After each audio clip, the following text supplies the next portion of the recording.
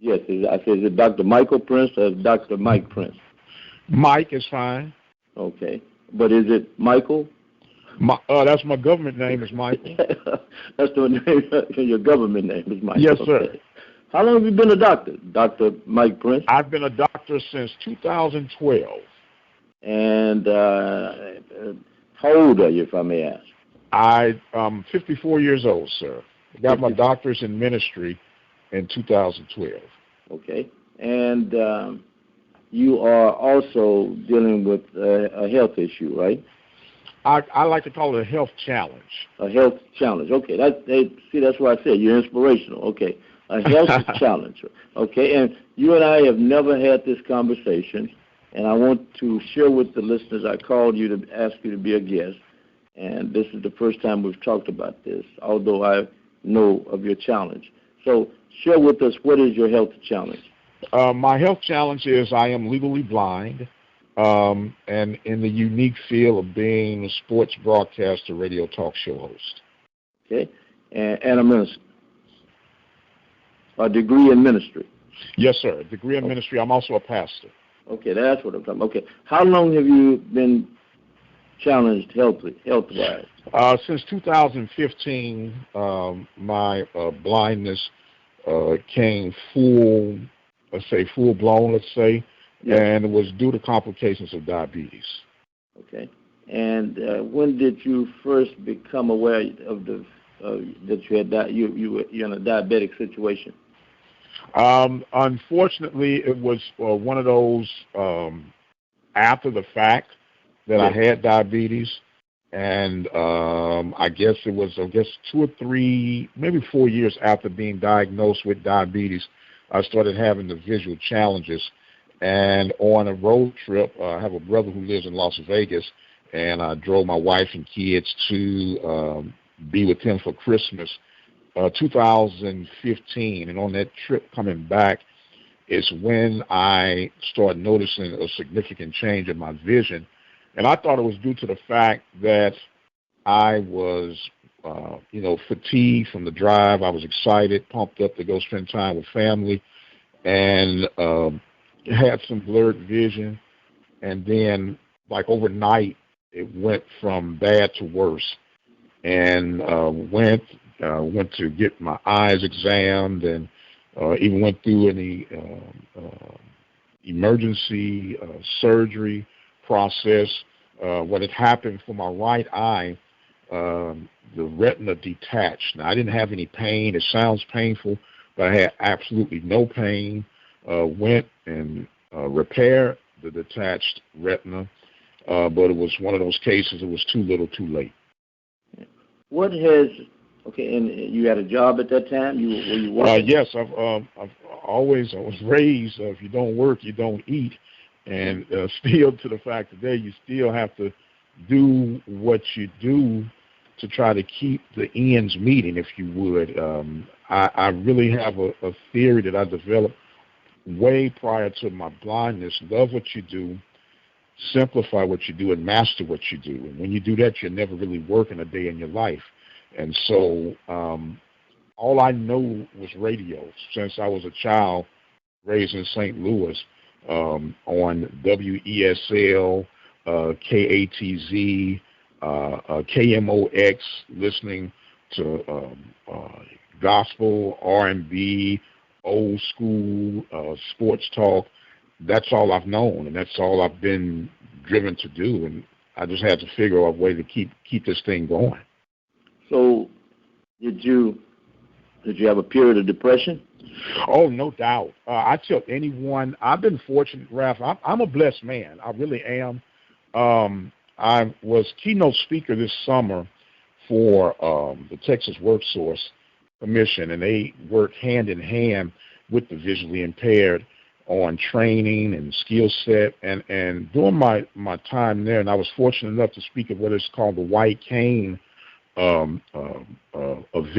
And it was October, year before last, not the COVID year, but 2019. I was able to speak in the presence of Mayor Sylvester Turner, and in front of about 2,000 or 3,000 people.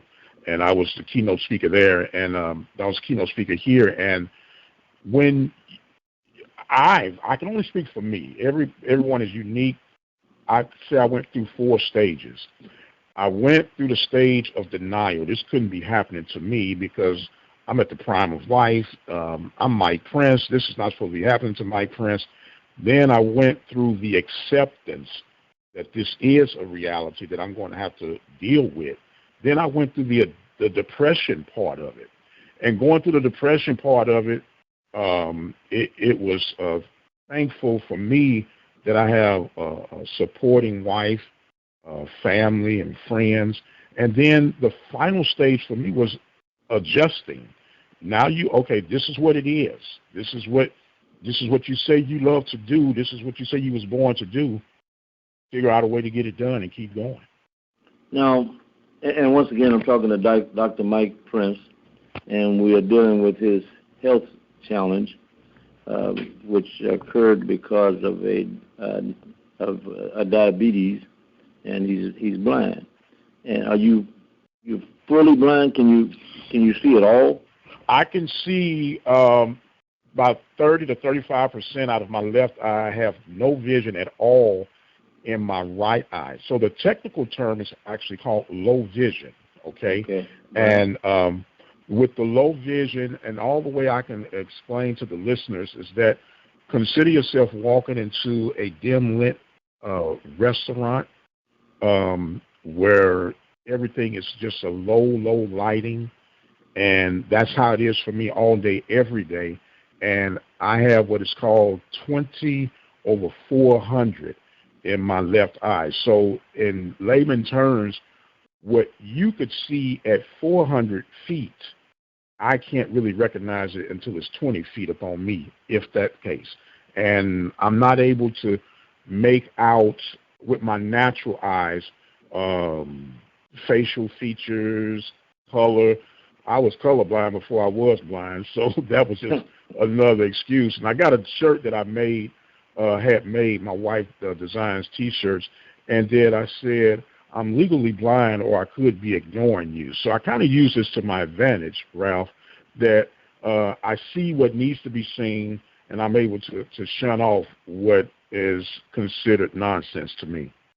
And the reason one of the reasons I wanted to do this program with you, I said earlier, was the inspiration.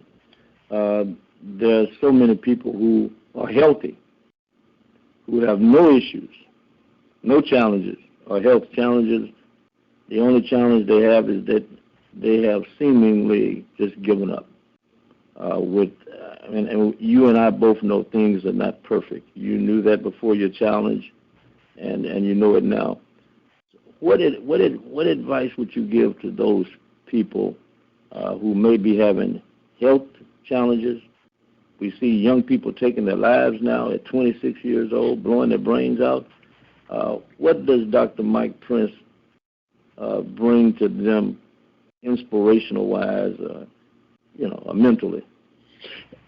Well, as far as inspiration goes, Ralph, I think that you owe it to yourself to be the best you that you could be every moment that you have here on earth. And even if you have a terrible day, if you can make it to the end of that day and you can look yourself in the mirror and say, you know what, I did the absolute best with what I had. And because of that, I didn't really lose. I just ran out of time for today.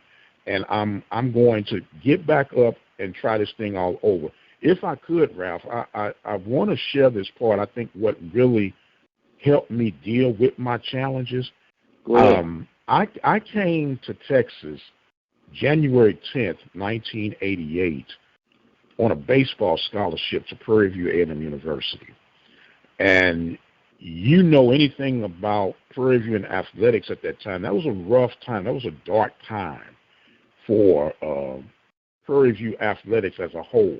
Our budget was shot to kapooey. We had $800,000 to work with for an entire athletic budget, and Texas A&M's budget for football alone was $2 million. But during that run, Ralph, I became homeless. I was homeless for 6 months. I lived in a boiler room. I did what I could. I ate leftovers off the cafeteria when people couldn't eat. I snuck in to get whatever kind of meal I could get. And I owed it to myself because I knew if I went back to St. Louis, the only thing that was waiting for me was a prison cell or death. And I lied to my mother, and I told her, I said, hey, all is well. Give me 2 weeks, and I can sort this thing out in 2 weeks. Well, 2 weeks went so fast, and all I could do was just keep fighting. And I said all that to say this, that as long as you have breath in your body, you got a chance. As long as you know that you're doing everything within your power, you still have a chance. Some people are going to be given taller hurdles than others. And the only reason that you're given that taller hurdles, because I look at it as God is bragging on you. He does not give us anything that we cannot handle. He does not give us anything that we weren't designed to be able to figure it out. Now, you can spend a lot of time having a pity party crying about what's not right, but focus on what is right. Focus on what you do have to work with and be resourceful with that, and use every effort, every possible fiber of energy that you have within your body to excel in what you do have. And if you can take advantage of that, if you spend more time focusing on what you have versus what you don't have, you can get a lot accomplished in life. But it took you a moment to reach that point, right? Of course, we're all a work in process. We're Right, all a work in process. Right. But it's never as bad as you would think it would be. Okay. Here it is, Ralph, and I'll never forget sitting at the doctor's office, and he didn't know what I did for a living, but I found it very ironic when I said, Doc, give it to me straight. What is my vision like? And he said, we're in the fourth quarter, and we're down by 4 touchdowns with 3 minutes left. He said, all we can do is keep throwing Hail Marys. Yeah. And I said, wow. And at that moment, Ralph, at that particular moment, one single tear streaked down my cheek. And I could remember, I said, what am I going to do? How am I going to continue doing something that I am absolutely passionate about? Ralph, if they told me they couldn't pay me to do what I do, I would have found a way to do it for free. That's how passionate I am about this thing. And there were 2 things that happened with me. And my wife, bless her heart, I could remember her laying her head in my chest. And she said, baby, I'm going to be your eyes. You just tell me what you need me to do, and I'll be your eyes. And that was enough inspiration for me to say, you know what? I can't quit on her. I can't quit on my children. I can't quit on the people who depend on me in my community. I can't quit on the people who depend on me at my church. So I took it upon myself to accept that challenge. Now, it wasn't easy. We're on an interview right now, and I'm trying to give the Cliff Note parts of it. There were some rough days. There were some aggravating days. There were some frustrating days. There were some days where you want to curse everything moving. But you have those moments, you set to the side, you collect yourself, then you pick up the pieces. And sometimes if you have to walk away from a given situation to collect yourself, then do that, and then get back on course and finish what you started. Old poem said, rest if you must, but don't you dare quit. Dr. Mike Prince, and your wife's name? My wife's name is Stephanie. Okay. And you mentioned the fact she became your eyes. Yes, sir. And tell people again, for those who may be just tuning in, what do you do? I'm in the business that you in, my brother. I'm a radio talk show host, sports commentator. Believe it or not, Ralph, I still do some play-by-play on color commentating during live sporting events. There's too much technology available to us, and I always tell people if there was ever a time to have any type of physical challenge, whether it be visual whether it be walking or hearing. We're in the time now where there is some type of technical aid that could help you do something to get a little bit further down the road if you really desire to do it. But Mike, Doc, people will always they're always making excuses, but that they can't do this or they can't do that. You hear it all the time, also. And if you were talking to that group of people, the ones who always seemingly come up with an excuse of why they can't, what would you say why you can? The first thing I would tell them is get over yourself. And here's the beauty thing and the power of radio, Ralph, and you'll appreciate this.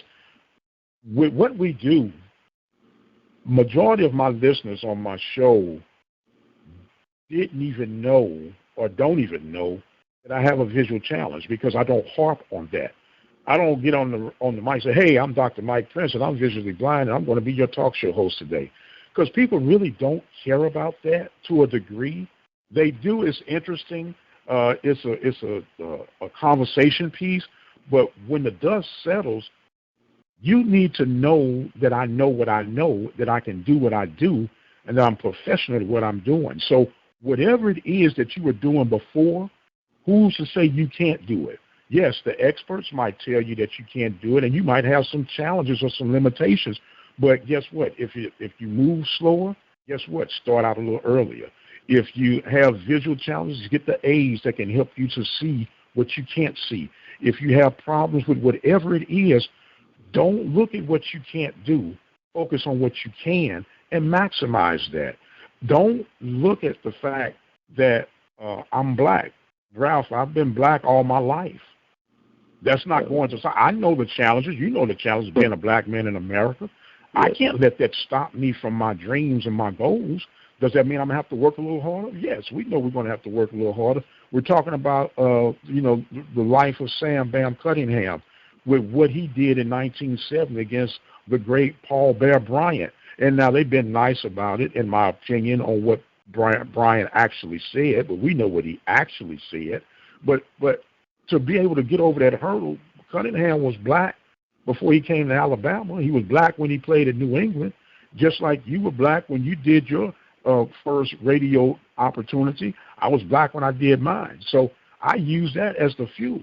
God made me black because he knew I can get over whatever hurdle was going to come in being in this pigmentation. So you take whatever your challenge is, and if they give you a bunch of lemons, turn it into lemonade. And if you want to be successful, take the seeds and plant it and start your own orchard. And that way you don't have to ever ask nobody for nothing else for the rest of your days. And you've heard the stories of the blind man. Go to the blind man when you want some advice. Go to the blind man and see what he's saying. So I come to you now in the midst of the COVID, in the midst of the crime that's going on here now. What should take? What advice do you give people now? Do you believe in taking the shots, or do you believe in some other theory? Go ahead. I'm going to listen for a moment. I absolutely believe in taking the shot for this simple fact. I am my brother's keeper. And because I am my brother's keeper, it is up to me to do my part in making sure that I hold up my end of keeping my brothers safe, keeping them informed, keeping them protected, and keeping them loved upon.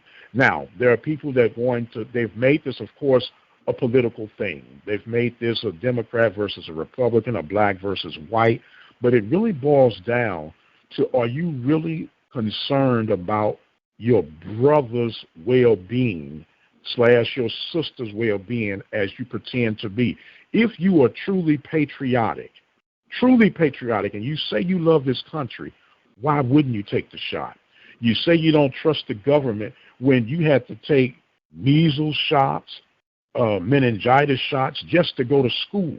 So guess what? You take another shot to help minimize the spread of this thing, because it is, in my opinion, the virus on steroids. When I was coming up in the 80s and the 90s, that virus was HIV. Well, this is more powerful than HIV. You know why? Because you don't have to become intimate with anyone to get in contact with this virus. And because it's airborne, who in their right, natural, God-given mind would not want to protect, if not yourself, the people that you say you love? You understand? Yeah, well, we all got to die from something. Yes, we do have to die from something, but you can help curb and control how soon you die. And then it's unfortunate and even sad that people who are on their deathbeds are now urging you, as soon as you can, go get the shot. Don't do like I did. You know, so if you don't trust anybody, can you trust if you say you love the Lord that gave it to the doctors to help us extend the life that we say we love, that we hold dear, to help be in contact with our loved ones? You know, and here's my question. Why would you not take the doctor's order if you're going to go to what the doctor says? If you're not going to listen to the doctor, don't go to the doctor. Okay. And you're 54 years yes, old. Sir. Some people consider 54, 58, 60 old now. They consider it old. And you know, I don't, but they do. At 54, do you consider yourself old? You may be old in the number, but do you consider, I hope I'm making sense, do you consider, you're a 54-year-old man with a health challenge of eyesight, and you still seem to be, you have goals in life? You haven't given up? Oh, I have goals every day, sir, and I will never give up on myself because I'm not a quitter. Okay, my pop, rest his soul, told me something that didn't make a whole bunch of sense to me then, but as they say, keep waking up, and it makes more sense to you every day. As our parents got smarter and smarter the older we got, right? He said at 20 years old, you should have an idea of what it is that you want to do with your life. At 30, you should know what it is that you want to do with your life. And at 40, if you have not done it, chances are you'll never really get to do that thing. So once you find out what it is that you say you're passionate about, even if you can't, quote unquote, find a job in that area, find a way to get paid. There is too much money in this country that, no, they won't hire me. Well, hire yourself. Hire yourself. Create an opportunity. I saw a photo, and I thought it was like, wow, as Don King would say, only in America. There was a guy who had a shopping cart, and on that shopping cart, he had 2 lawnmowers with a bungee cord tied to it, and a weed eater, and some bags and some other like yard equipment, and he was using that to go around cutting yards. Now, other than the fact that he stole somebody's buggy cart, I was like, how creative and ingenious was this guy trying to get out here and make an honest living? Yes. Now, but again, how do you inspire the late starters? They may have discovered after 50 what their real passion is.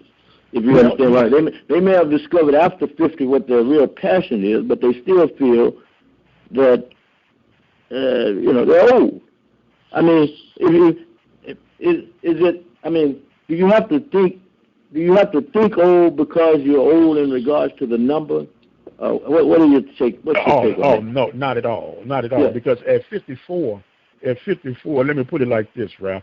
If I can see you, if I hit you, I bet you'll feel it. Yeah. You know, so the age factor, that's a mindset. That's an absolute mindset. There are some guys that are 24 years old that can't do what I can do at 54 years old. So as the old folks used to say, age ain't nothing but a number. So don't let the age limit you. And remember this, that everything was designed. It was designed to keep us around as long as we want to be around. Now, you might not be where you want to be, and the days of working on jobs for 30 and 40 years have long gone. So you have to be able to reinvent yourself. You have to be able to keep yourself fresh, if you would, and keep upgrading so you can keep up with the times that are around us. Once again, leaning back to the technology. There's too much technology for a person 80 years old. My mother turned 76 this past Friday. She's texting. She's FaceTiming.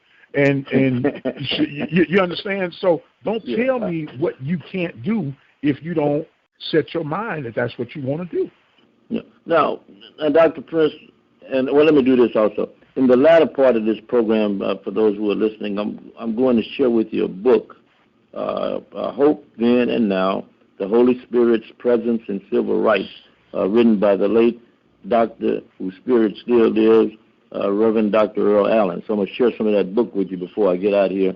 I want them to know that. Share part of that book with you, and you'll find that interesting also. But I want to go back now. You've been doing sports how long? Oh, wow. Since 1988. I opened up a microphone August 1988. Okay, that's 33 years ago, right? Yes, sir. Yes, sir. 33 years ago. Now, when you discovered you had diabetes and you were losing your eyesight, it came to your mind that, hey, I may not be able to do this anymore, right? That came to your mind. Okay.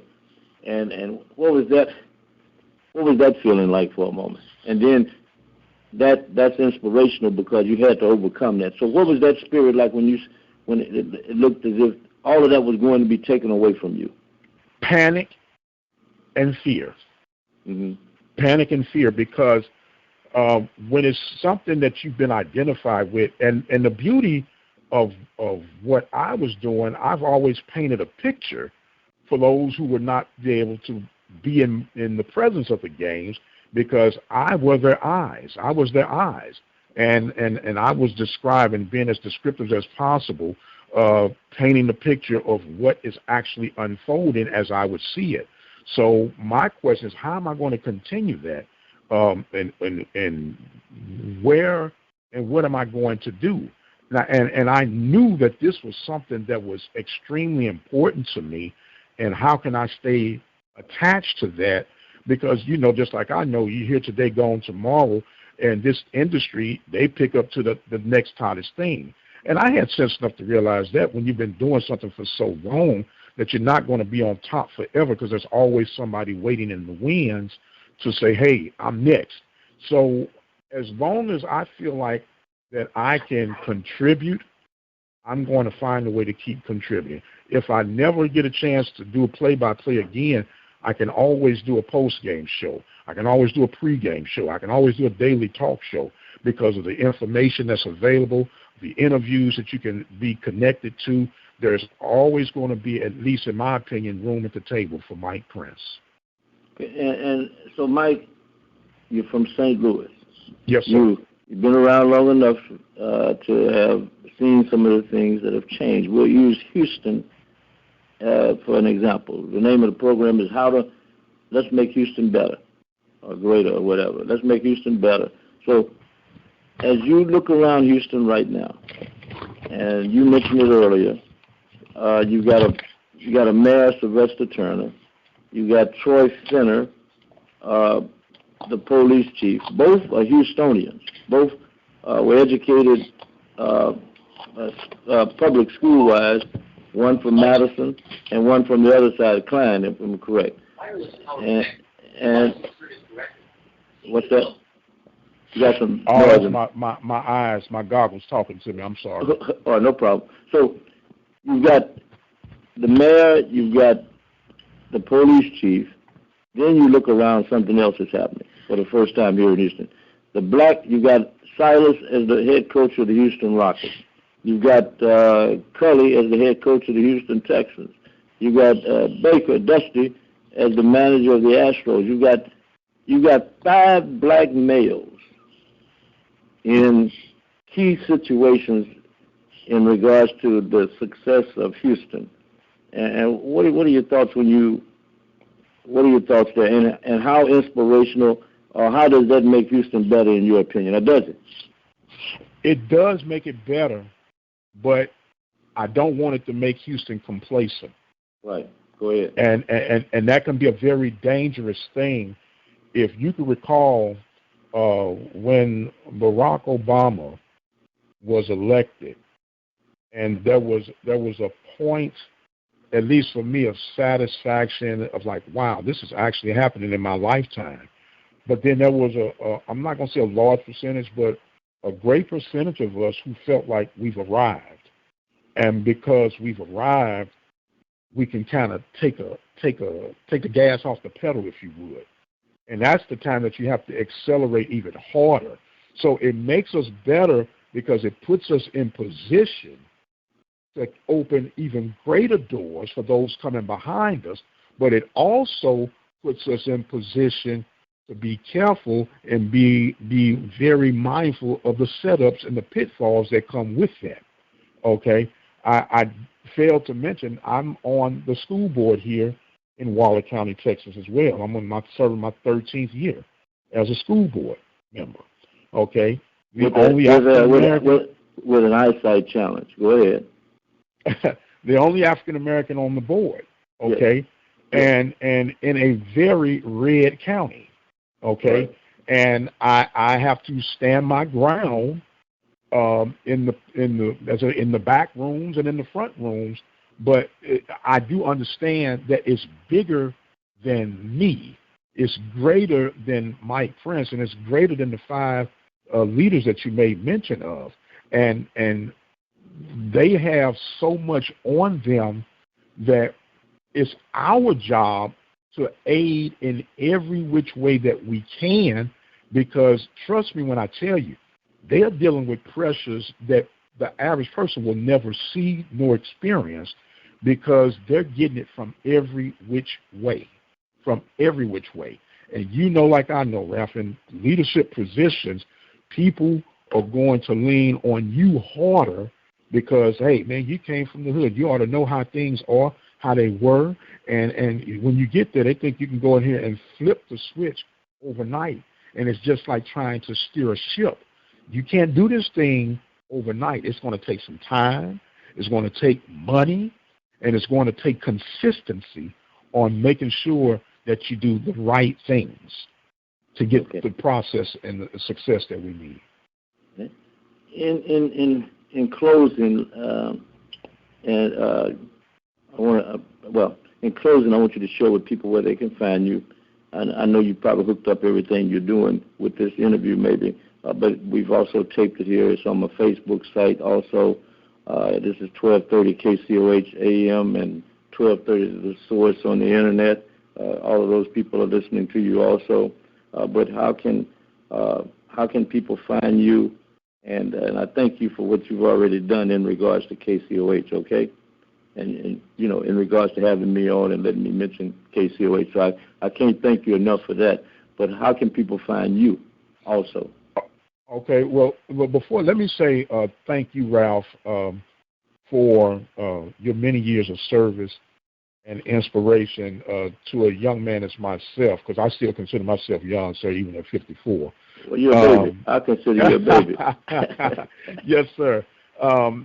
Like I said, when I came to Texas, I knew the WESL, KATZs, and the KMOX, like I told you, but I knew that I wanted to connect to my people. And for me at the time, it was KCOH, KYOK. Okay? And that's all I knew. And listening to you guys spread your knowledge and do your thing and keeping us informed. And for me to be able to speak with you and share with you today, I consider it a blessing, an honor, and a privilege. And as far as being able to contact me, excuse me, we have a daily podcast show called The Mike Prince Show, and we release a new feature each morning at 10 a.m., Monday through Friday. On Saturdays, we do Sports Report Saturday live from 10 a.m. Sunday, we do the Mike Prince Show Sunday Night Live edition from 6 p.m. to 7 p.m. We do our Sunday morning sermon broadcast at 10 a.m. on Sundays, and the website is obnradio.com. And we have... repeat that again. You know, I'm slow. Now, repeat it. Yes, sir. It's O as in Oscar, B as in boy, N as in Nancy, radio.com. And that one site that'll take you to the programs that we offer here in the local community. We're on 87.9 FM in Prairie View, Texas, a little, what they call a low-power FM station. And, of course, we're on TuneIn, and even have a little Twitter handle at the Mike Prince Show. And I know I'm calling off all this stuff, but, you know, how many times do I get on KCOH, right? And we have a YouTube channel at the Open Mic Broadcast Network. Well, hey, just do what you do, and just mention us, okay? We can't thank you enough, okay?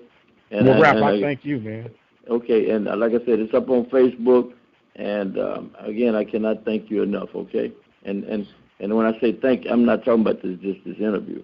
I'm talking about I'm like you. Every day you look for something to keep you going, and the inspiration that you bring in regards to the passion that you have of the same thing that I've been blessed to do is you really can't share with people. They don't really understand it because they may not have that passion. So thank you for the inspiration, okay?